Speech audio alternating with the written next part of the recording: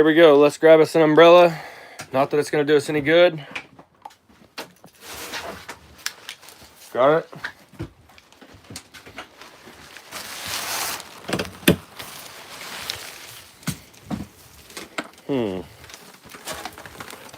Let me prop you guys up real quick because I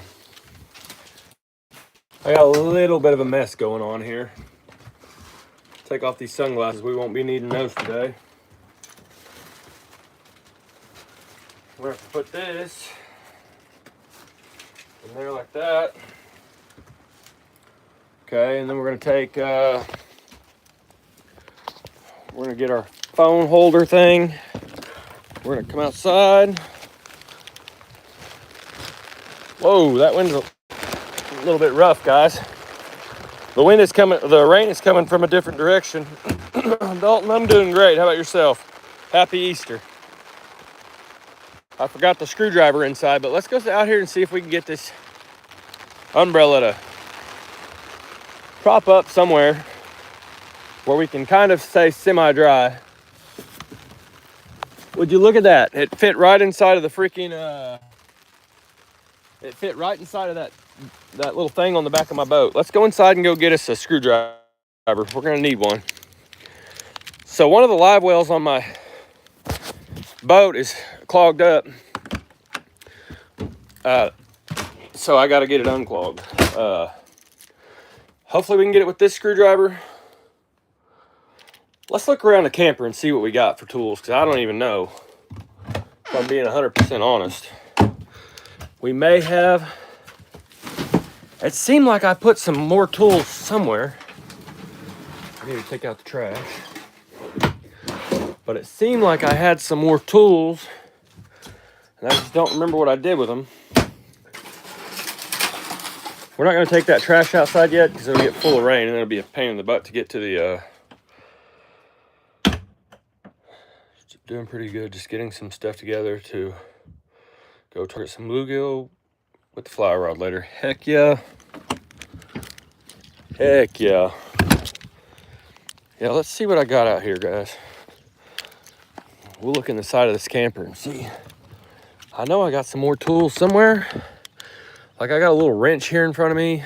There's another screwdriver. That's probably what we need.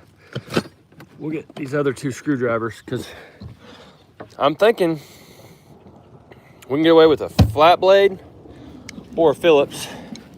Let's go climb up on the boat and see if I can find somewhere to mount you guys. Okay. So we're trying to work this out. Now I just gotta find something to clip you guys onto. I got an idea. You guys just post up right here real quick.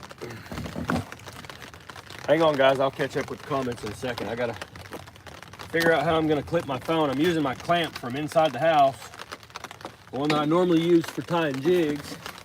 I'm trying to make it to where I can keep my phone dry and where you guys can see what I'm doing. Hopefully this is gonna work, but I don't know. I've never done it before. All right, that's where we're going. We're going inside this box, so I think it's gonna work. Let's put the motor down. You guys just bear with me.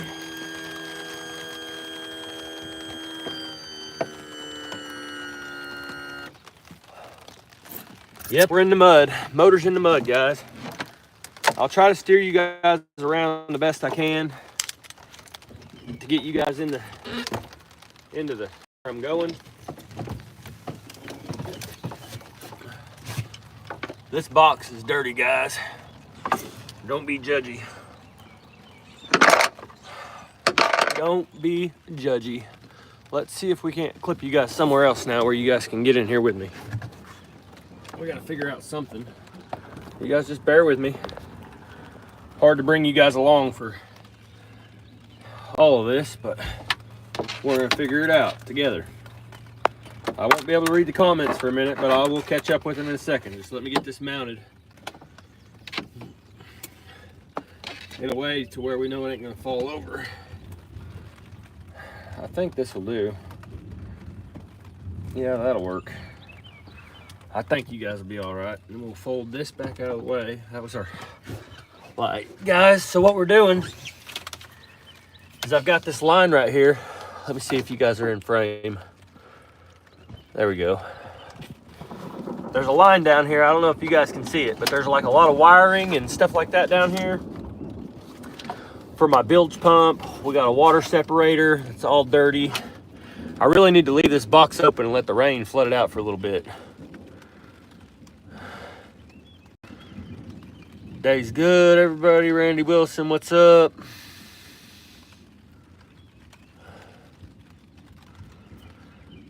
All right, guys, we're going in. We're going in. So it did turn out to be a flat blade, as far as I can tell.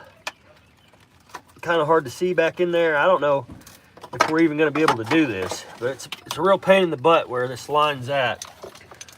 And they're not solid lines. And it kind of honestly sucks that they're flat blade. Let's make sure, yep, they're only flat blade. Or if I could find a maybe a 1/4 inch or 3/8, I don't know. All right, we got that hose clamp busted loose.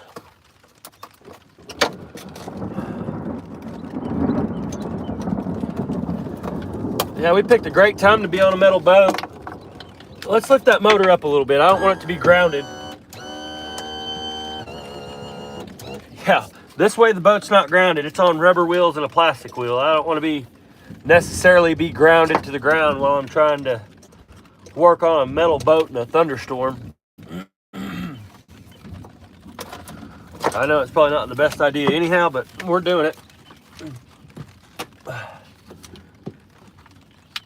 Oh God, that line's not nearly as flexible as I thought it would be.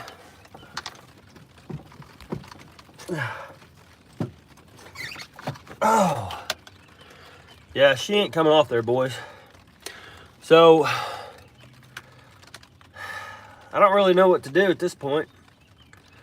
I don't really have a bunch of tools here, and I don't want to tear nothing up. I could snake it like a toilet, but I don't have a snake here either. I think okay, we got an idea. I got an idea. You guys just bear with me.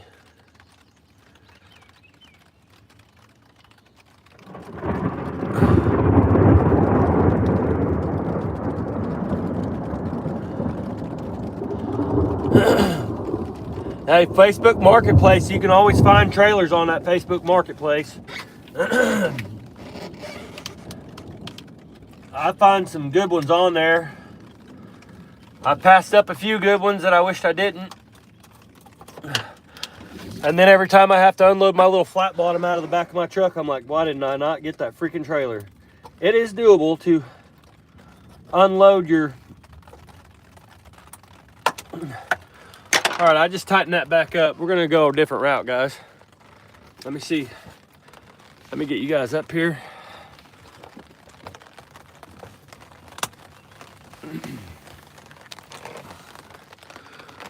All right, we're gonna go a different route. Happy Easter, everybody. The route we're gonna take is we're gonna go ahead and just kind of wash this area down maybe. But before we do that, I'm gonna have to get back in the rain. I'll take you guys with me. You guys can sit right here actually underneath this umbrella. And I'll adjust you from out here. What I'm gonna try to do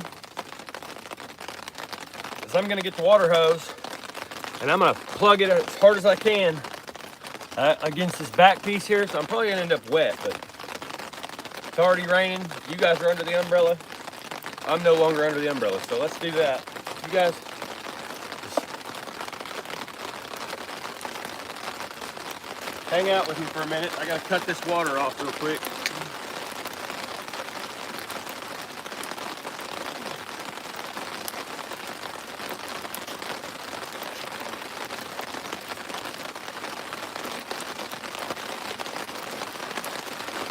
Everything's super slippery out here, so I can't grab a hold of it.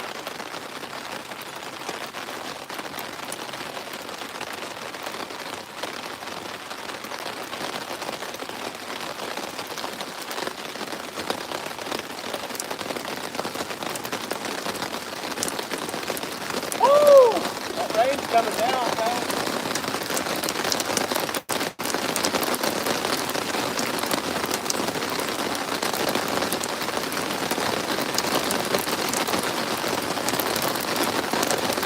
That rain is coming down. I'm gonna go ahead and wash this box out a little bit too. I want to get some of this mud and stuff out of here.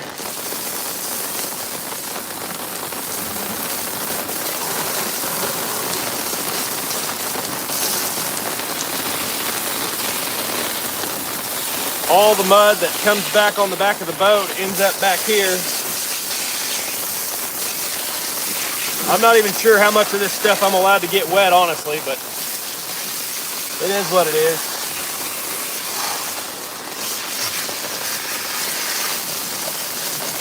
It's on a boat, it should all be able to get wet, right? Kind of my thoughts. All right, let's take this over here and we're gonna try to jam it in there. We're gonna try to jam it up in this bilge pump and see what happens.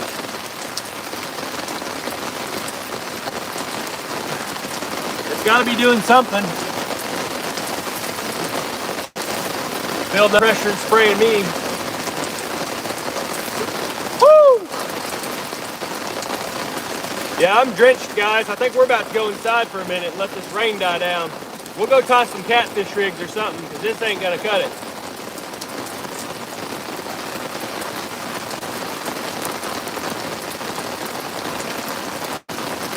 Let me get you guys undone off of here. Try to keep you under this umbrella. This is a little much.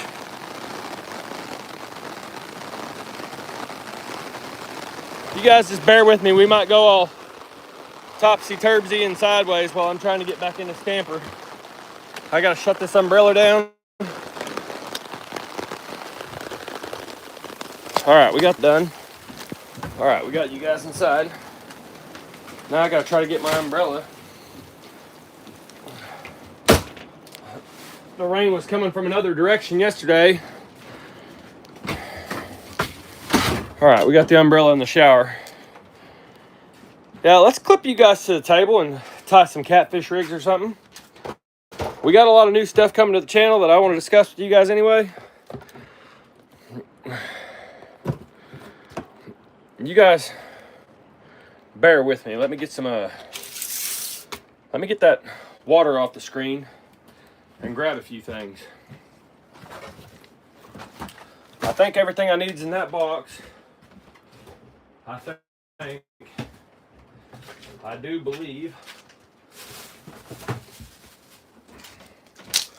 All right, we got a couple more things here. Oh yeah, the rain really doesn't bother me. It bothers me to have my phone out there in the rain. I don't know how the service is going to be in here, whether it's going to get laggy or not. I'm actually going to try to put you guys next to the window, because I get good bars of service here, just not particularly in the camper for whatever reason. But yeah, I go camping in all the weather. All the weathers. I go camping when it's freezing. I go camping when it's warm. Sometimes it just is what it is. I have to go, I have to work, and the wife has to work, so we just go when we can. That's just part of the deal. All right, we got us a knife. Let's bring you guys down.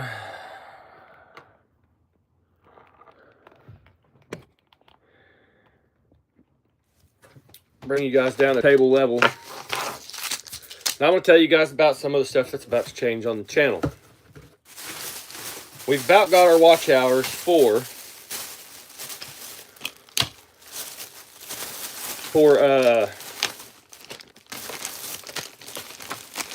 to where we can open up a store, do lives and get super stickers and all that cool jazz. But in our store, you guys already know we tie jigs. And I have a whole bunch of jigs, and I'm actually trying, there's a bait store that's about to open back up, hopefully. when that bait store opens up, I'm going to be selling catfish rigs in there, as well as crappie rigs. You guys know the jigs that I tie. And I use them a lot at the lake that I live by. And I do pretty good on catching them. And so, my kids and these juice pouches, I'm just over here squirting them out in the sink every time I find one. Anyway, what I was getting at is I'm going to figure it out when the time comes how to make a store on my YouTube channel. And you know, everybody's selling their catfish rigs and they're selling the really high-end ones. But there are 90% of catfishermen are not fishing tournaments. And they're not fishing for giant catfish either. They're fishing for eaters. But they would probably still like a leader and a hook that will handle a giant. And I have plenty of videos where I've caught 30-pound plus catfish, which is a good catfish, with this simple leader. And this is going to be my unit of measurement, because this is how I measure all my rigs. And so it'll be a rig that everybody that watches my channel or that wants to order these will be familiar with. But it's going to be a simple rig. It's going to be 5 rigs. And I haven't decided on the price yet. But I'm thinking $7, because I'm going to have time involved in it, plus the cost of materials. And maybe $8 if they want a peg float on it too. But most of the people are going to not need a peg float. If they do, then that's an option. But I'm going to start selling these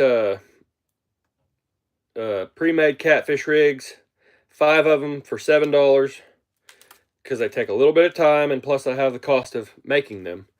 And they're not tournament grade rigs, but if someone wants tournament grade rigs, I'll also have those for sale with the style of hooks that I use. And I'll be selling them with these J hooks and a barrel swivel. So all you got to do is add a weight, a sinker of your desire, and then tie it onto your fishing line. And that's simple as that. Then you have your Carolina rig, or you can buy your own pack of peg floats, and you could turn it into a Santee Cooper rig. And I'll be selling them with different size hooks. Do I ever use dragon weights? No. We're going to get into more of that here too. I'm going to start using some dragon weights. But I don't know if I'm going to sell them, because everybody's selling those. And I guess I could try to find a way to make an affordable dragon weight for everybody, to where just regular guys and regular people can use them too, because there's not a lot of people doing that. But this is a simple catfish rig right here. I didn't measure it. I'm just going to say it's 2 foot of line, because I go from the center of my chest out to the length of my arm, which ends up being around 3 feet. But by the time I tie this knot and I snell the hook, I end up with about 2.5 feet. And that's how I tie 90% of my catfish rigs that I catch catfish with. And so there will be 5 of these per pack. Like I said, I'm thinking $7 a pack. I don't know. I have to break down the math. They might be 5 for 5. If that's in any way, shape, or form profitable, because I'm not trying to get rich. I just want the average Joe that doesn't know how to snell a hook, doesn't want to take the time to learn to snell a hook, but wants to go catch catfish on their bass rig or whatever rod they're using, and they just want to go out and have a good time. That's going to be the go-to right there. That damn fishing guy, Carolina rigs. Like I said, I've caught 30-pounders on this hook. I use on my lighter rods that I use for channel catfishing. It was literally on a night crawler too. There's a whole funny story behind that catfish. Anyway, I was using night crawlers. It was springtime. We had tornado warnings and all kinds of stuff, and we didn't have a camper back then. We were camping out of a tent. And I had a little Monarch boat with a 40 horse, 2-stroke motor. second or third boat I've had since I was with my wife, before I bought my new boat. Anyway, we was out camping. I told her, I said, those storms ain't going to be that bad. They ain't going to be that bad, woman. I said, it's going to be just fine. I said, them storms are going to blow right over us. Well, we get there, we get camp set up, and I'm putting ice chest, and we use a mattress when we go camping in a tent, even when we go primitive camping. So we had a whole queen size mattress on the boat. We get up there, we get camp set out. I put the freaking mattress in the tent, get everything set up, put all the ice chests in the tent. She's like, why are you putting all the ice chests in the tent? And I was like, oh, to hold the tent down. And about that time, those storms started ripping loose. And anyhow, she wanted to kill me for that. But after that storm blew through,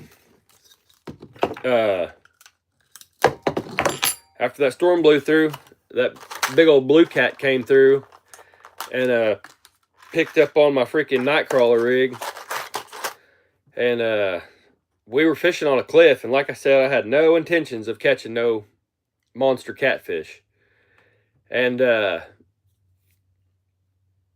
anyway, we got it, and I was on a cliff. I was fighting it, and then when it finally broke the surface and I finally seen what I had caught, I had her to go get the net off the boat. Believe it or not, I used to fish with the net on the boat. I don't know more, but so I had her to run and go get the net. She went and got the net. I couldn't hold the fishing pole up and lay down on the cliff and get the fish up to where I could get it in the net. And so I had her to go lay down on this cliff. And we ran probably 100 yards down this bank. We're in swift current. We're on a creek called Bird Creek. If you know, you know. And it's a narrow creek where we were fishing at. It's a bottleneck where it bottlenecks at. And it lets out into the main river. And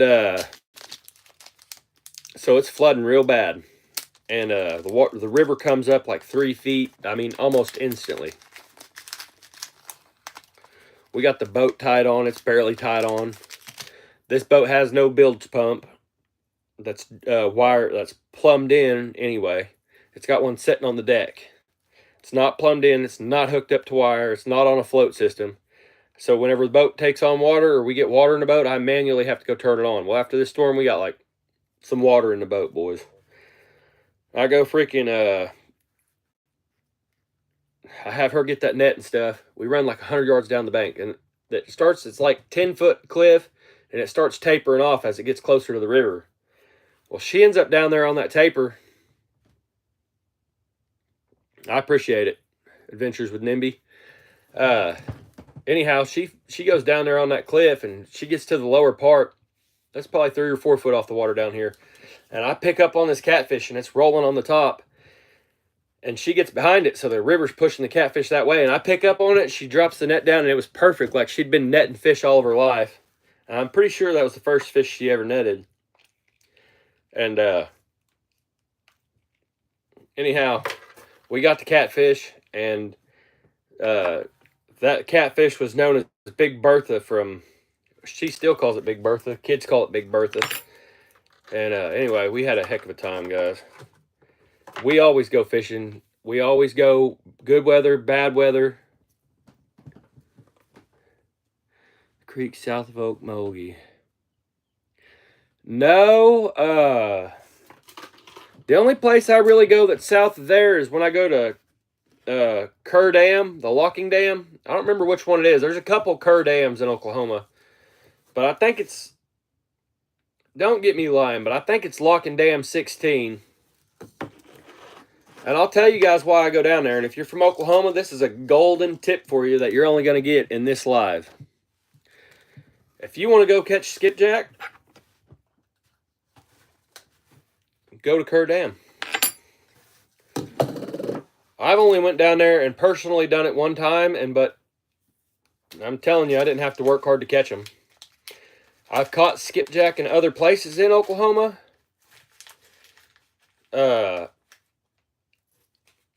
if you really want to go catch them and you want to go target skipjack, the locking dam in Sallisaw is the locking dam for you to go to. And not a lot of people know that. And the people that do know that don't broadcast that. There are, as far as I know, no other YouTube videos out there showing that there are skipjack in Oklahoma that you can catch rod and reel consistently. And there's some good ones. There's some big old skippies down there. But a lot of them crappie fishermen down there are annoyed by them. They go crappie fishing by the dam. And they didn't used to be there like that. And so people will drive all the way from Tulsa down there to go to a great crappie fishing spot. And now they're running into them skippies down there. Someone had told me about it and I didn't believe it. So me, the wife, and the kids packed up the boat, packed up the camper. No, we didn't pack up the camper. We took the tent. We were prospecting. We don't really take the camper that far unless we know what we're getting ourselves into. I think we ended up taking the camper down there at some point. I don't remember. But after we found out about them skipjack, we went down there a handful of times and went fishing and stuff. And, you know, it's just like Tennessee down there. That particular area of Oklahoma. I've caught one at Oologah Dam, which was probably the biggest skipjack I'd ever seen. I caught it completely by accident. I've never seen another one come from there, not by other fishermen or anything. And then the other ones that I've seen were at Keystone. People catch them down there at Keystone. Below the dam, of course. And so that's 3 places that I know where there's skipjack, but only one of them is consistent, and I told you guys so. Now I want to go back up here and read some of your stuff, Dalton.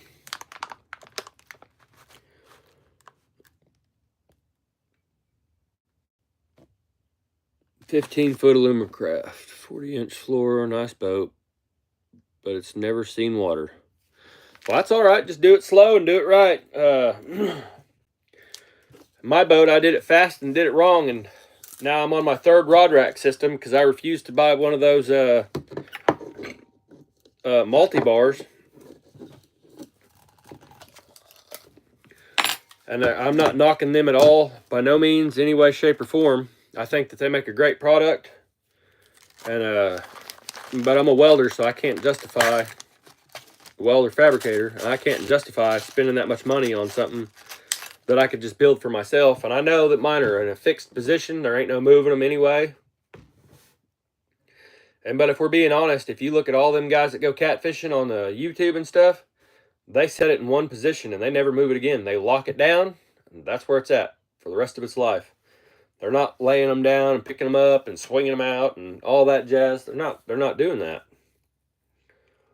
They are not doing that. The smackdown rod holders or takedown rod holders that they set on top of that multi-bar take care of all the different positions that you need. And so, but it's great to be able to buy it and adjust it to wherever you want it, however you need it, and set it there.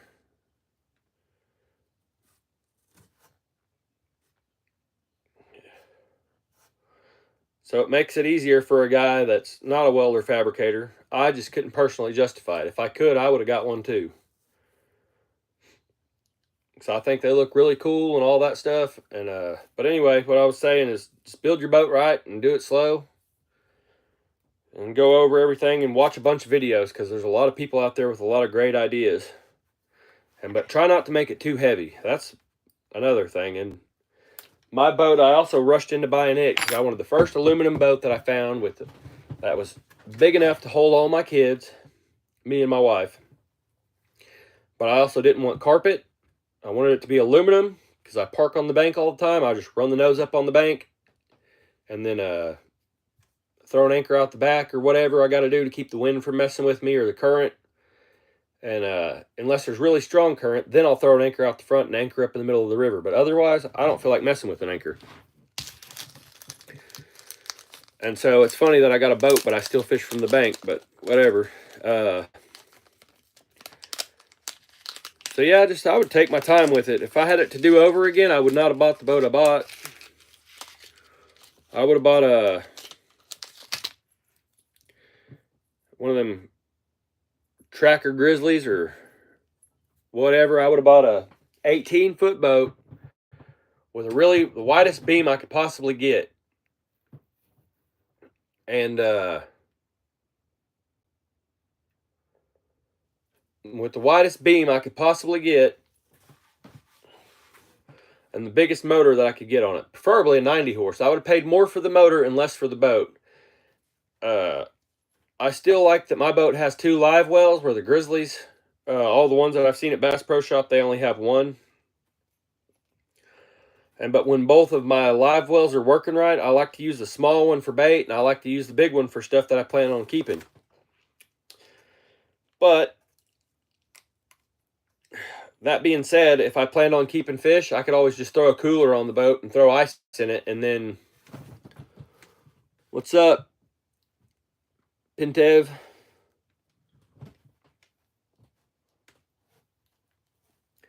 Yeah, the cool thing about 2-strokes is they rev out at a higher RPM, so it feels like you get more bang for your buck on the speed side of things and the planing out. And then, but the downside is that you're getting gas every time you go fishing. How many horses? 18 horse 2-stroke on Amazon. You know what you might do? I don't know how close you are to the ocean or anything like that, but it might be worth the drive for you if you look for a 18 or 20 horse Tohatsu. Look for one that's like a year old, that's down on the coast, or like around, I'm going to use my area specifically. Like if I was looking for something like that, I would look around Lake Eufaula, the biggest lake in Oklahoma. And there's going to be a bunch of yahoos that bought a boat and then didn't end up wanting to use it or didn't want it. And or they had a skiff or something that they used this motor like that on. And so you might look for one. You could probably still find one that's under warranty. Or you can look on boattrader.com. And sometimes they'll have like deals on motors and stuff like that. And like I said, if you can find one that's used, if you could get your hands on a about hour and a half from Savannah.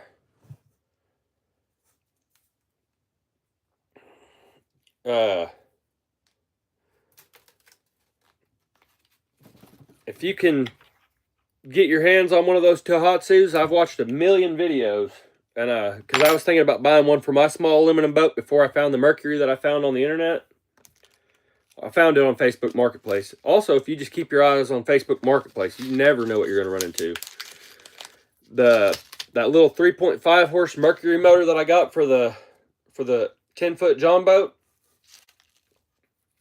I don't remember if it's 10 or 9 foot. Either way, for my little John boat, I got it for $400. That motor's $1,200, and it was less than a year old. Yeah, the Tohatsus, and they take all Mercury parts. So anything, you know, if it fails, I've watched all the YouTube videos. There's a guy that fixes them boat motors, and he bought a brand new Tohatsu, broke it in, and then just to see if the parts would cross over, he started getting parts from from different people. Yep, YouTube, Pintev. And he showed crossing all the parts over. Carburetor, pulse pump, just different stuff like that. Water pump, the impeller and stuff like that. He showed all that stuff. And I think that the only difference is on the impeller for the Tohatsu and the Mercury was the keyway. The key for the keyway was a little bit longer for the Mercury, and it was a little bit shorter for the Tohatsu. And so you could just file it down and it would fit. But there was no reason for it to be longer. It was just longer for whatever reason, because Mercury decided to do that. That was the only difference.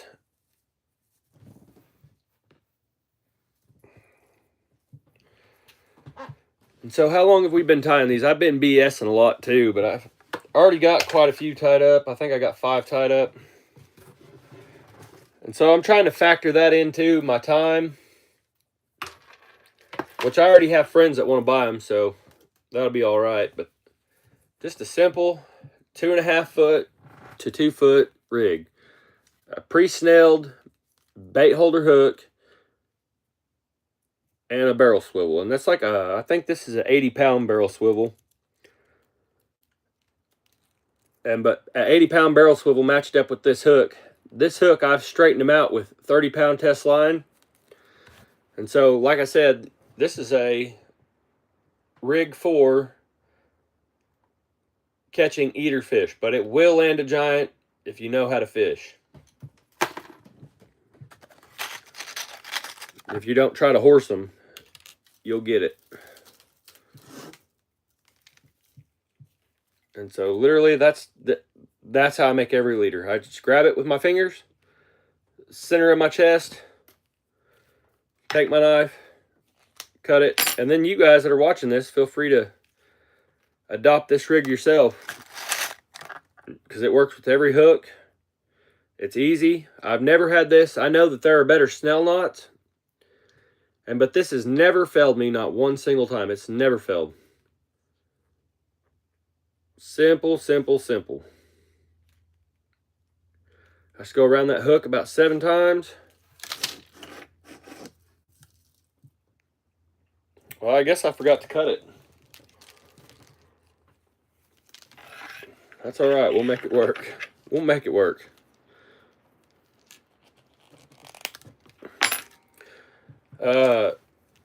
Odom. I've also got I've got a bunch of hooks on order from Amazon,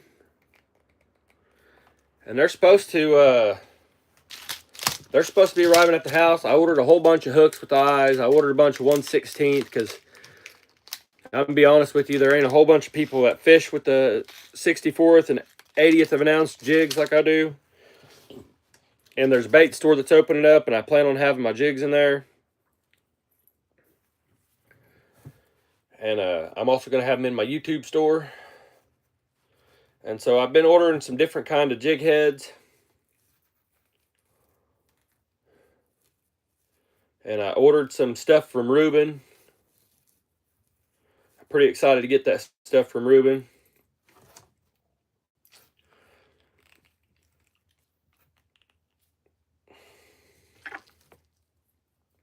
It'd also be pretty cool to talk to a machine shop and see if I couldn't get my own molds, like a proprietary, I think would be the word for it, mold for my own style. But the people that are hanging in here, I want to show you guys another trick.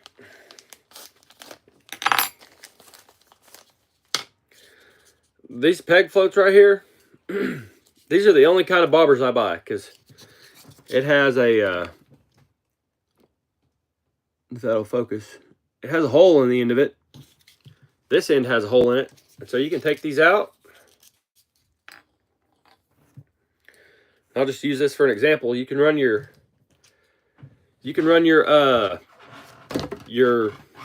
bobber stop up here, put you a bead on there. This is the important part. Make sure that this one, the fat part, is going towards your sinker slide. And then when you put the second one on there, you should have narrow side or tapered part to tapered part. Okay? So this is your slip cork. You can be a fixed float, as you guys already know. I like to take a knife and run it up this because sometimes from the factory, it's not clear enough to get line to go down in there. And with this leader, yeah, of course I could pop it in there. But like if you're fishing with like 6-pound test or something like that, it might not slide in there. But anyway, you slip it on the line, put your pegs in there, and now you got a slip float rig. Okay, but you get your knife and you eyeball the middle of it.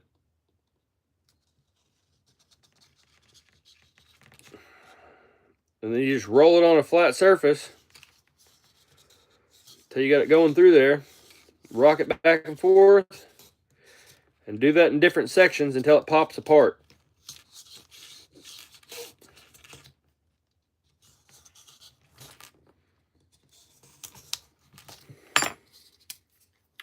$0.90. I got 2 bobbers. Or 90 cents. My bad. 98 cents, and I got 6 bobbers. And you can still turn it upside down like this. When I cut these in half like that, I'm not going to do it right now because I don't want to waste this one. But when I do this, go ahead and send this peg, turn it up, pull it out like this,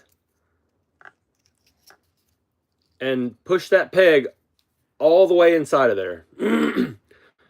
All the way to where it's completely flush. If you're going to use this as a slip float. And the reason you do that is you want the tapered part on the bottom. It makes it easier to pull under than if you have the fat part with the flat area to pull under. And it makes it cast better too. And so I do that for like small crappie rigs, like my smaller jigs that I like to throw. And I can even shave this down smaller. But because the small Comal tackle floats, or the Betts or whatever small peg floats you use, if you buy the smaller ones, they cost about the same amount of money. And the difference being is that you can't cut those ones down. But you can cut these ones down and get more floats. So if I was to buy the 3-pack of the Comal tackle floats, the little bitty orange ones that are like, oh, they're a little bit smaller around in my pinky there, and about, about 1.5 inches long. You can't really cut that down. This is about the same mass and same density. But I'll take this.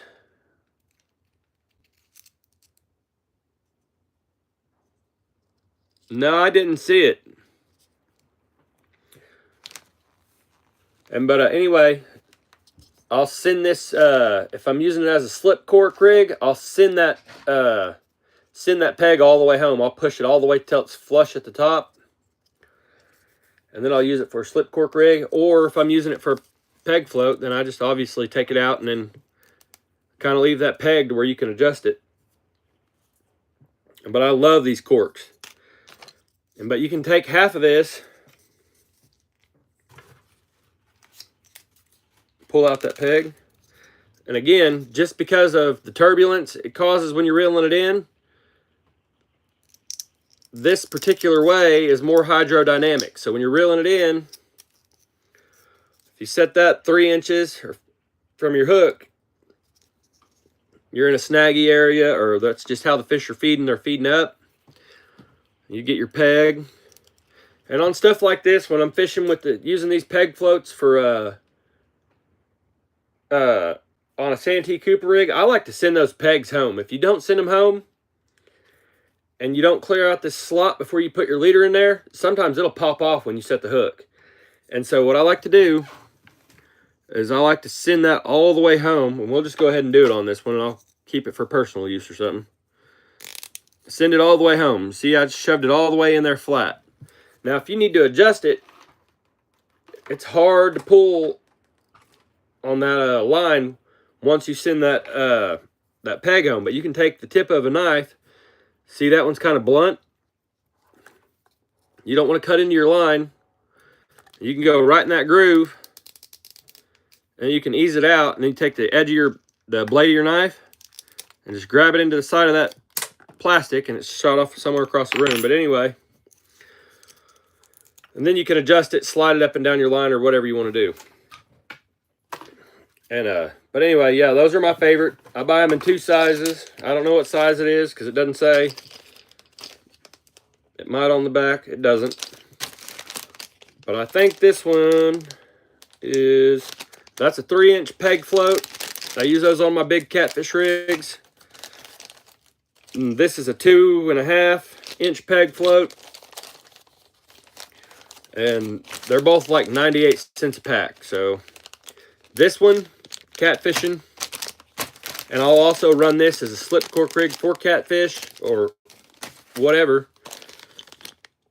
And then these, I use them on smaller Santee Cooper rigs. I use them for crappie fishing. I use them for perch fishing. This is my everything go-to bobber. Cheap, cheap, cheap. You're not going to beat it. Best strike indicator money can buy. Love them, love them, love them.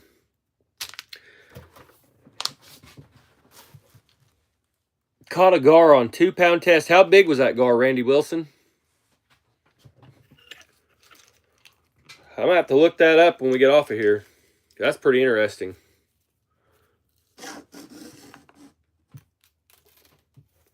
Pretty interesting.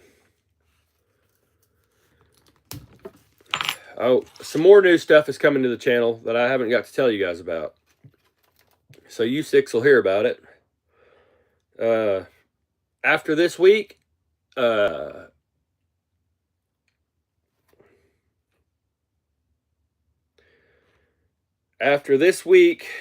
we're going to start noodling a lot. Never done it before, so we're going to go and learn together. But I like being outdoors. I like swimming. I like water. And I like fish. And so we're going to start going noodling together. I don't think that I'll be doing it live, but I'm getting a different camera set up for my boat where the camera will be facing the back of the boat, kind of like on the Catfish Dave videos. That way you guys can see me cast it out the poles, baiting them up, hold the fish, the whole 9 yards. All that jazz. Trying to up the quality of the content. I've played around with adding music to a few of the videos. We're going to start doing more of that. I'm going to keep practicing around with it, messing around with it, and find my jams that I like, you know, and try to work into having better quality content.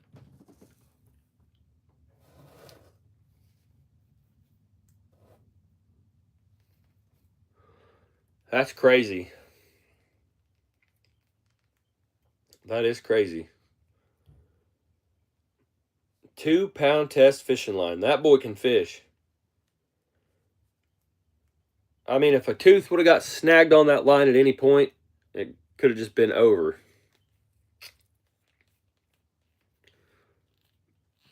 Boy, then that gar must have been tired. Think about it. Think about the power of a fish that's that big on 2-pound test fishing line. And, you know, he's probably fishing on a size 500 to 1,000 size reel. So probably not no monster reel or nothing like that. That's pretty crazy, guys. But we're going to be doing a lot of noodling on Channel 6 yesterday. Okay. I'm sure somebody's made a YouTube video over that already, I hope. I'll try to figure out what I could find out about it. Maybe I'll make a YouTube video over it. Covering that.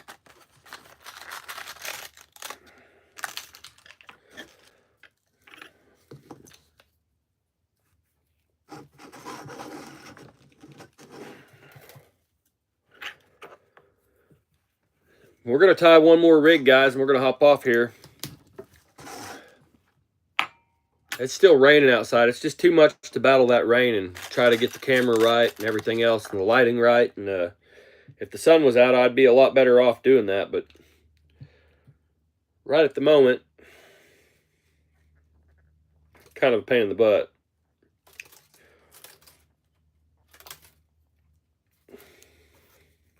What do you guys think about these rigs? You think they're going to muskie? I don't know if we even got muskie in Oklahoma. I think we had a tiger muskie or something like that. And I can't remember the name of the lake, but there was a lake in Oklahoma.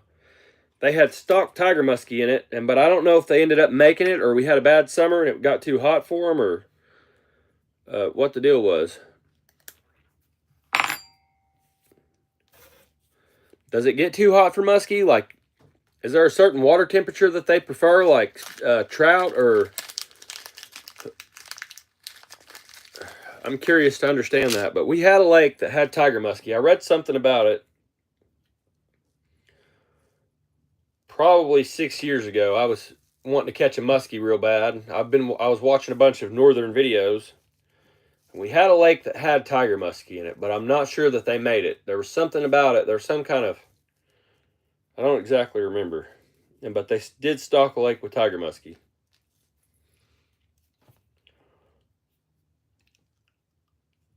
I could think of a lake that they need to stock with tiger muskie, even if they only did make it for the wintertime. They would clear out some of the BS that's in the lake. The BS being stunted fish.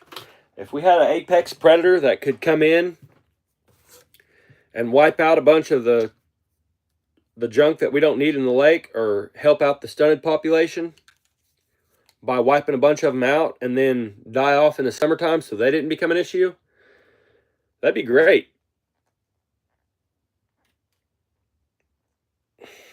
Instead, they stocked saugeye into our local city lake, fingerlings, and then from my understanding, they came back out and they did an electrolysis testing for said saugeye. Whichever one's the walleye saugeye hybrid, I don't remember. I don't remember which one's the hybrid, the cross between the saugeye and the walleye. But anyway, so they stocked in like 10,000 of them. They came in, they did their electrolysis testing. Because they're stunted, do you remember when they dried out the lake 4 years ago, 3 years ago, maybe 5 years ago, I don't remember.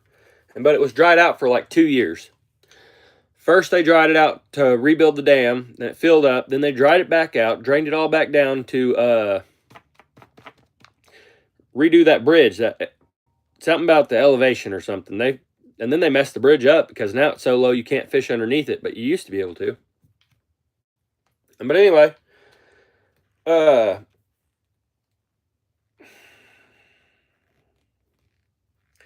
reason that the crappie are so small in Sahoma is because that when they dried out the lake, everybody came out there and they fished that lake. There was a channel left. And instead of the Parks and Recreation closing down and letting the fish that were alive in the channel have it out with each other, they let people continue to fish it.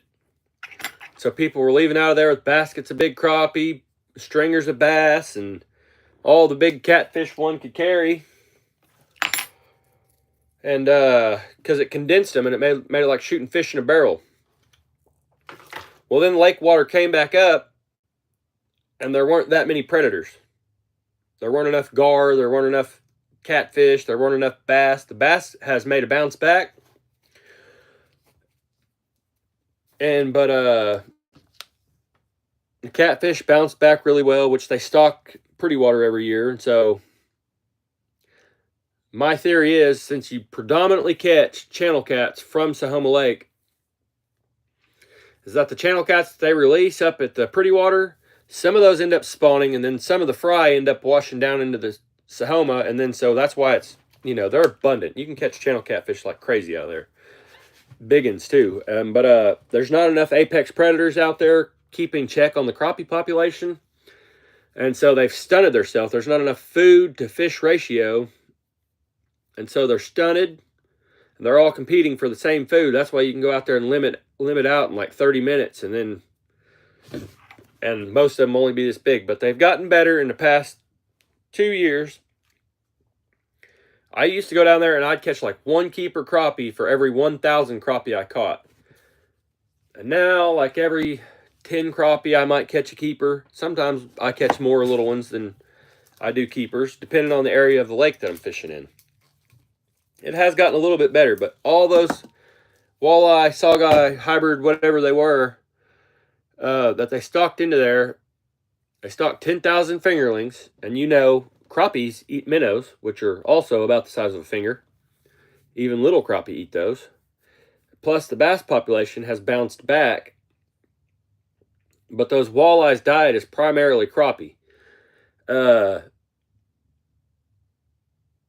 They came out and they did an electrolysis testing on the lake, and they didn't get none of those fish back. None of those saweyes or walleyes or whatever they was.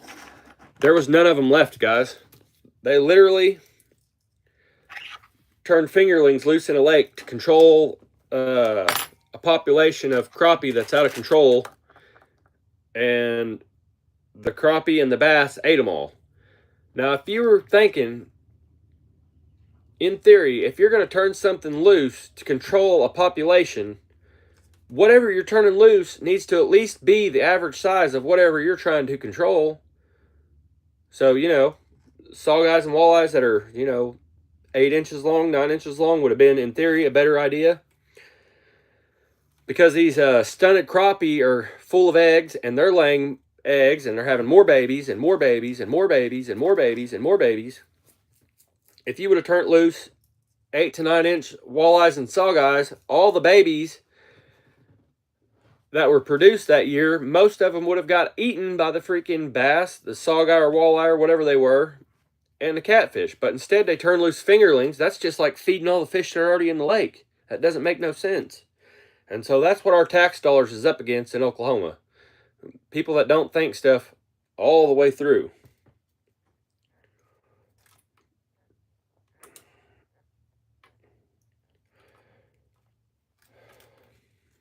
They didn't think it all the way through, guys. Want to get some jugs out on Habern?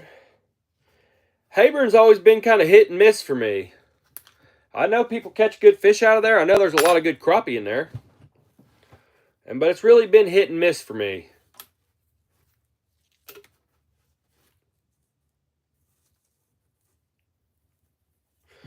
That creek that comes off of Habern,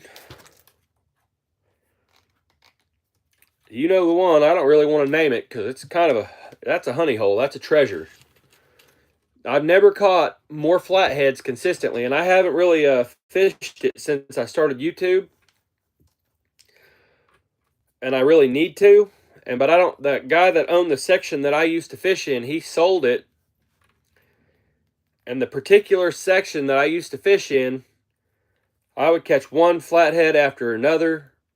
25 pounders, 30 pounders, 12 pounders, 5 pounders, and occasionally I would catch a decent sized blue, like 15 or 20 pounds. But I never caught no little bitty blue cats out of there. I did catch some small flatheads, but I caught a lot of big flatheads. That creek out of there is freaking thick with them.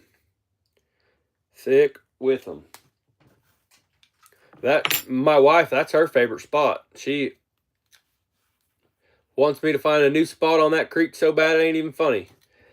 But that's part of the reason we got that small John boat, is because we're going to start going there at some point, probably in about 12 or 13 weeks. Something like that. And that's why we got that small motor too, is because we want to rig out our little boat. And we want to get back to our roots and go creek fishing, because catching big catfish out of small creeks is kind of what we do. I grew up on Lightning Creek and Salt Creek, and a lot of small creeks that led into big lakes or out of big lakes or whatever. And so creek fishing is kind of my jam. But not regular creek fishing, like, you know, catching perch and stuff like that. That's part of my jam, because that's what I do for bait. But catching big catfish out of small creeks is kind of what I grew up doing. So that's what I like to do. Creeks and rivers. If there ain't no current flow, I don't even want to fish there. I like the mouth of a lake, where a creek lets in or a river lets in. I like anything below a dam. But there's got to be current. Current is almost, yeah, Dalton Odom, creek fishing is good. There's got to be flow for me, or I don't even want to go fishing there.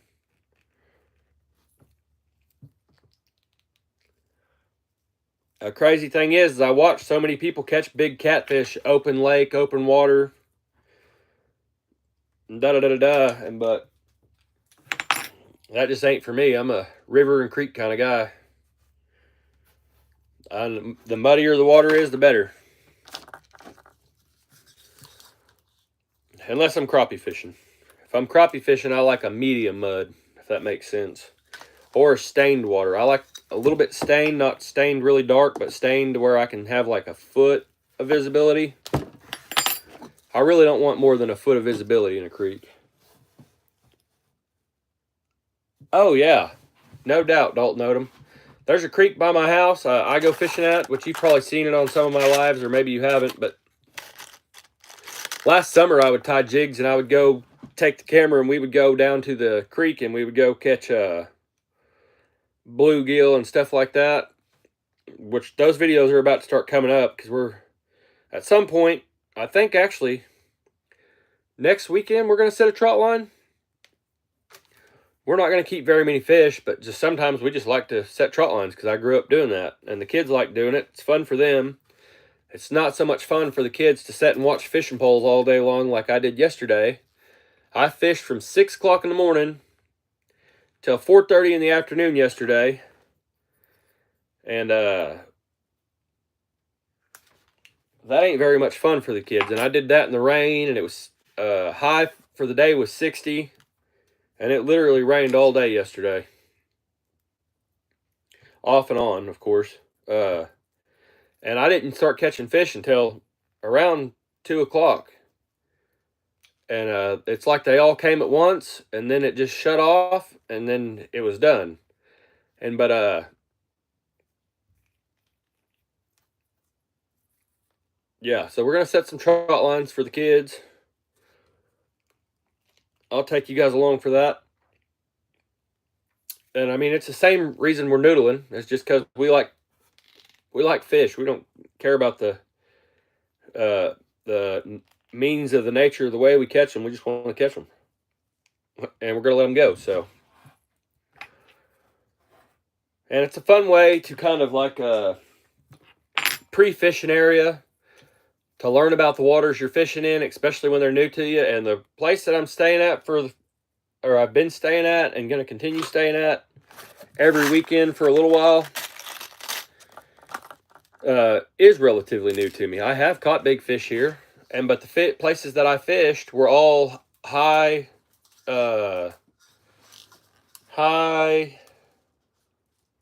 fished, highly pressured areas.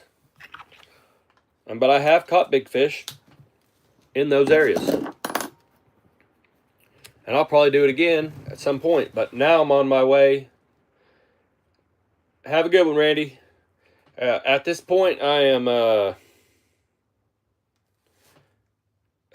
trying to find my own secret fishing holes. I'm not trying to find the ones that people told me about.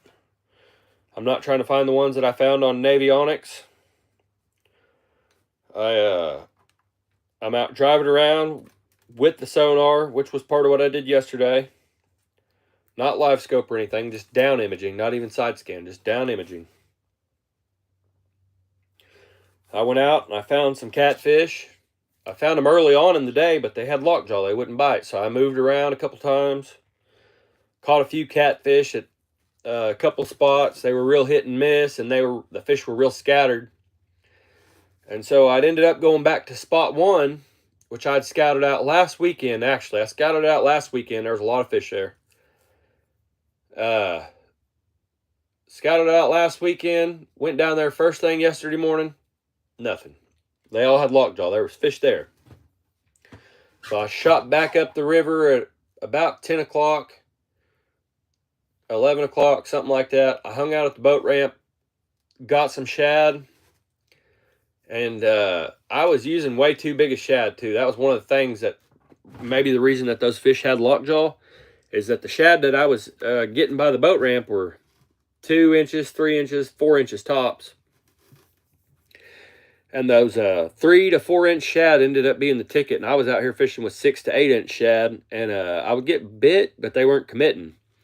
And as soon as I switched to those smaller shad, and I picked up everything off the bottom, threw a peg float on all my rigs, and I started catching fish yesterday. And I could have done that all day, but I would have never known unless I just was out there all day trying to figure it out. But either way, so we got us one new spot locked in on this river. But we need a few, because that spot is, I caught them in 12 to 18 foot of water. And yes, the catfish in Oklahoma already have eggs in their belly, if you was wondering, if you didn't know. So they are pre-spawn.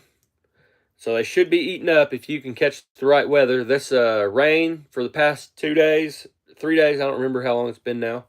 Rain for the past 2 or 3 days might have slowed them down. But they should be hot and heavy, biting all day long. Shouldn't be no stopping fishing at noon or 2 or any of that. They're pre-spawn. They are should be getting on it pretty quick. Their bellies are packed full of eggs too. Anyway, I think this is going to be our last rig, guys, or we'll go ahead and burn through this pack of swivels. Just trying to get a rough estimate of what it's going to be like to tie these all the time. And I think we can do it a lot faster than we've been doing it, because I've been BSing and stopping and stuff like that. But I also got to play around with these hooks, and then I'm going to have to use the hooks in videos, which I already use these hooks, but some people are going to want circle hooks, and the best advertisement is probably to use the rigs in my video and catch fish. And everybody knows how I feel about circle hooks. And if you watch any of my videos, all of my fish are generally 90% of the time hooked in the corner of the mouth. The circle hook thing is a selling point. I get it if that's what you're into. But they don't make me hook any more fish in the guts or in the mouth or in anything. Actually, I feel like I miss more fish using a circle hook, because if they're running at you, and they do often on the river, especially if they're bigger fish, they'll run right at you. So now you have to hope that this fish don't drop this bait, and you have to hope that he either turns sideways and starts going, or he turns around and goes back downriver and doesn't drop the bait before you can set the hook. If you're fishing with a J-hook and a fish is swimming right towards you, and you reel up the slack and you feel the fish and you set the hook, and guess what? It's going in his mouth. You're going to catch that fish. But that's just my little rant. I don't care how you feel about it. If it wasn't in your grandpa's tackle box, you probably don't need it. And circle hooks was not in your grandpa's tackle box. I know. I bought all of everybody's grandpa's tackle boxes at a yard sale, and I got them all at my house. There was no circle hooks in there. There was these hooks in there for sure. There was these in there for sure. There's some fishing line in there for sure. Some bobbers that are all melted with plastic worms stuck to them. But there were no circle hooks in nobody's grandpa's tackle box.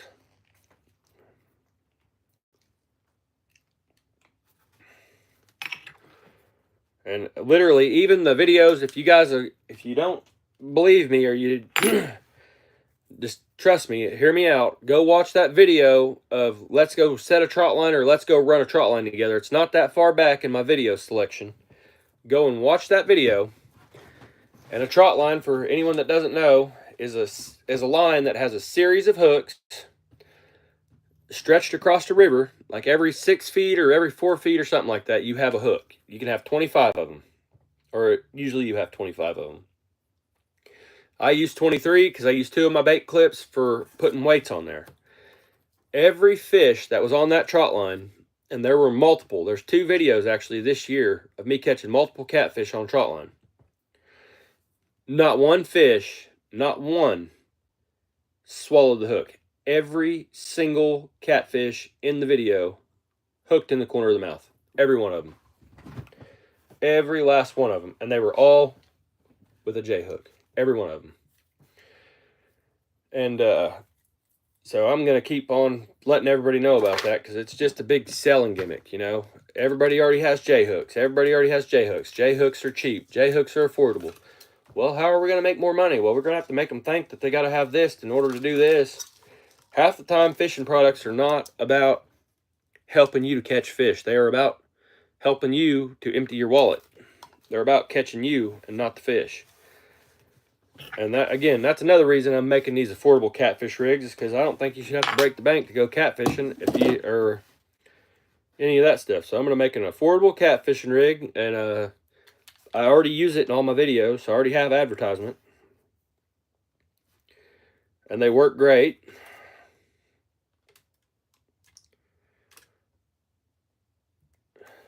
And but that's just kind of where I'm at with it, guys. Don't like circle hooks, but I'm sure I'll have to make them because there'll be people that want only circle hooks. But I'm going to do my best to steer them back around from that because you don't need it. You do not need it.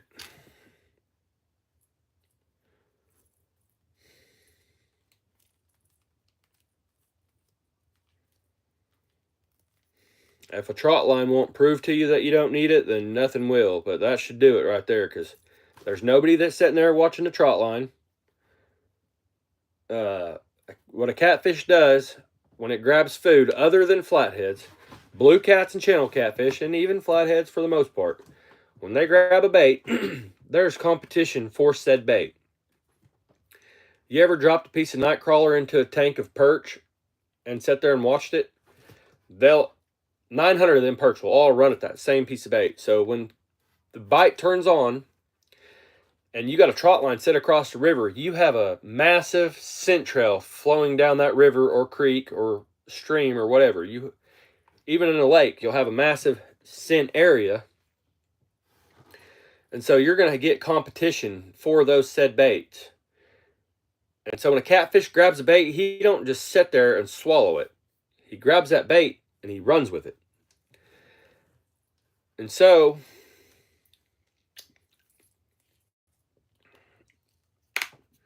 9 times out of 10, they're hooking themselves in the corner of the mouth,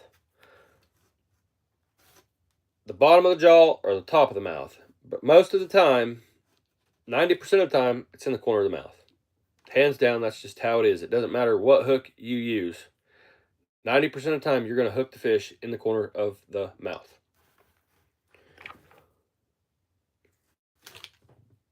I understand everybody's concerned about the fish swallowing the hook. Well, there was a time where I was sold on using circle hooks. And so I did my due diligence and I bought several different kinds. I bought several different kinds of circle hooks. I bought the Mustad Demon Circles, the Charlie Browns. My favorites ended up being the Gamakatsu octopus circle hooks. They didn't have an offset, but I would just take 2 pairs of pliers and I would grab them by the bends and I would offset them just a little bit. So I like an offset. And the Mustad Demon Circles, they didn't have an offset either. I ended up putting an offset in them too because I just don't like a straight hook. I don't like that at all.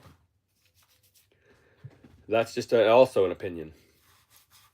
But it is a fact that a J hook is better than a circle hook, and I can prove that. It was late at night time. Me and the wife, we were camped out at Bird Creek. I had on, I'll just show you.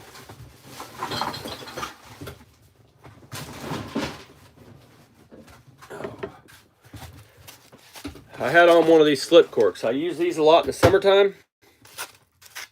When I night fish, I'll stab a glow stick in here, or maybe 2 sometimes. Stab a glow stick in the top of it. And this one's a new one. It hasn't had a glow stick stabbed in it. And anyway, and I'll put a big old shad or a big old bluegill underneath this, and then I'll cast it out behind the boat. And I'll try to cast one downriver, and it works really good in current, because if you're in the current and it's not like heavy current, it's just a light current, this bobber will put up enough resistance that your bait can't really swim back upriver.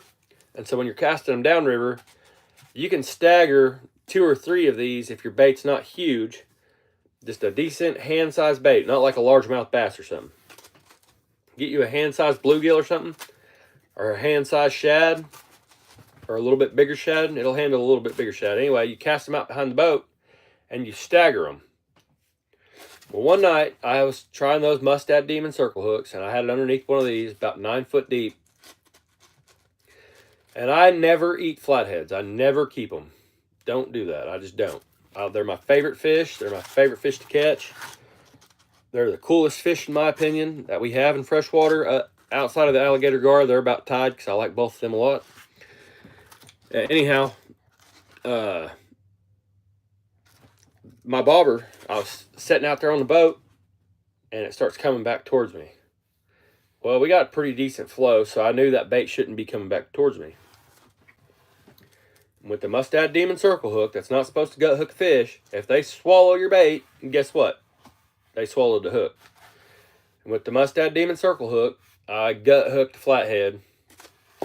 And so, and I'm not saying that that's a Mustad Demon circle hook's fault. I'm saying it would have happened with a J hook. Sometimes it is inevitable that you're going to gut hook a fish, and it's not going to make a difference if it's a circle hook or a J hook. It's going to be due to the due diligence of the fisherman. And if you're fishing with a peg float or a float, and your bait is out there swimming around, and a flathead swims up and eats it and swallows it, and then slowly starts swimming upstream, you can gut hook a fish. It doesn't matter what hook you have. And then I ended up having to kill that flathead. But again, I'm not blaming that on the circle hook. I'm just saying that it doesn't matter what hook you use. 90% of the time, you'll hook them in the corner of the mouth. And it doesn't matter what hook you use. At some point, you will gut hook something. It doesn't matter. It's the name of the game. It's part of the playing. If